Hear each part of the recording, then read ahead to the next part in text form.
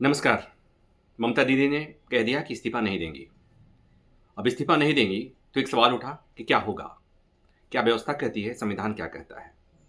और क्या इसके पहले कभी ऐसी स्थिति आई है? तो ढेर सारे सवाल हैं और ऐसी स्थिति चूँकि पहली बार आई है, इसलिए ऐसा कोई मिसाल नहीं है। संविधान में व्यवस्था है, संवैधानिक व्यवस्था है। आपने देखा ममता बनर्जी ने कहा कि मैं हारी नहीं हूँ, मुझे हराया गया है, उनके ढेर सारे आरोप हैं और इसलिए वो कह रही हैं कि मैं कुर्सी नहीं छोड़ूँगी, इस्तीफ़ा नहीं दूँगी। परंपरा क्या है? व्यवस्था क्या है? व्यवस्था ये है कि चुनाव होने के बाद जो सरकार होती है, जो मुख्यमंत्री होते हैं, उनकी पार्टी हार जाती है, तो वो खुद ही राज्यपाल के पास जाते हैं और वहाँ पर अपना इस्तीफ़ा सौंप देते हैं। ऐसी स्थिति में राज्यपाल उस मुख्यमंत्री से ये कहते हैं कि जब तक नई सरकार का गठन नहीं हो जाता, नए मुख्यमंत्री शपथ नहीं ले लेते, नए मंत्रिमंडल का गठन नहीं हो जाता, तब तक आप अपने पद पर बने रहें। यहां पर स्थिति बिल्कुल उलट है।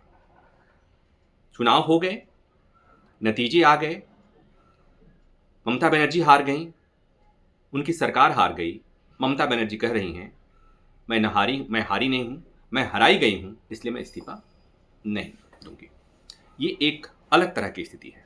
अच्छी स्थिति हम लोकतांत्रिक उसमें व्यवस्था में नहीं कह सकते। अब सवाल उठेगा कि इसके बाद होगा क्या?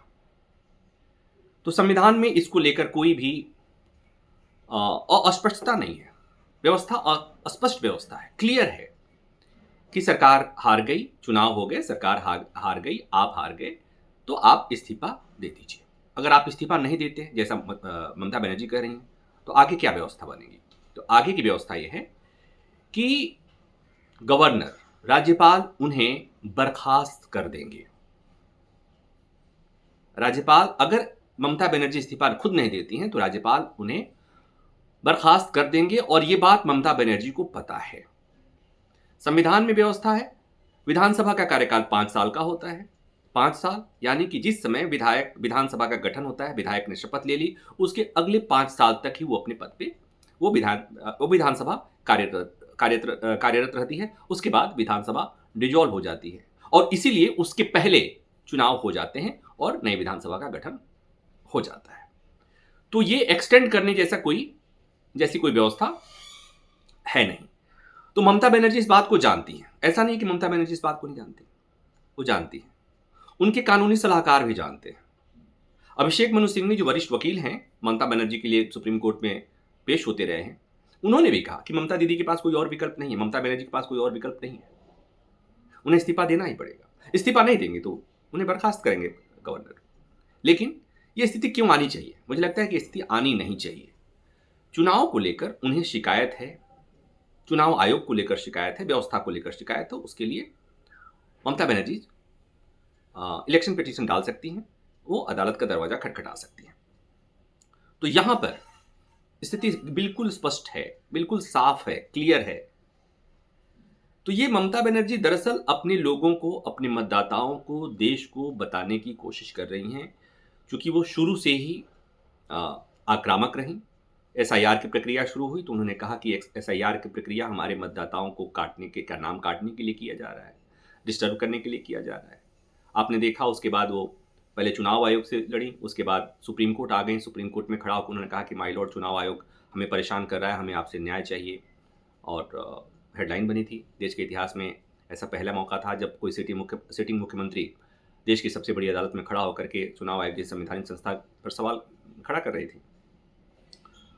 उसके बाद उन्होंने चुनाव लड़े, नतीजे आ गए, नतीजे आए तो नतीजे बहुत अलग तरह के नतीजे आए हैं। खुद ममता बनर्जी हार चुकी हैं। तो अब वो दरअसल ये बताने के लिए, समझाने के लिए, दिखाने के लिए कि हमारे साथ बहुत नाइंसाफी हुई है, इसलिए मैं कुर्सी नहीं छोड़ूंगी, ऐसा कह रही हैं।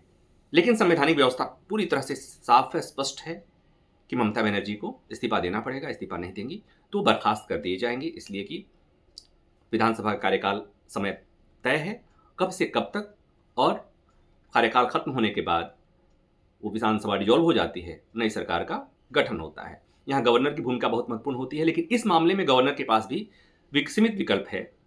या तो ममता खुद इस्तीफा देंगी या गवर्नर उन्हें बर्खास्त करेंगे। इसके अलावा गवर्नर के पास भी कोई विकल्प नहीं है। तो इस मामले में कोई अस्पष्टता नहीं है। तो जो मैं समझ रहा हूं, ममता बनर्जी एक संदेश देने की कोशिश कर रही हैं, एक माहौल बनाना जिसे कहते हैं आम बोलचाल की भाषा में, जो सियासी पार्टियां और सियासी नेता लोग करते हैं, माहौल बनाने की कोशिश कर रही हैं। इससे ज़्यादा कुछ नहीं है ममता बनर्जी के इस बयान का मतलब कि वो इस्तीफा नहीं देंगे।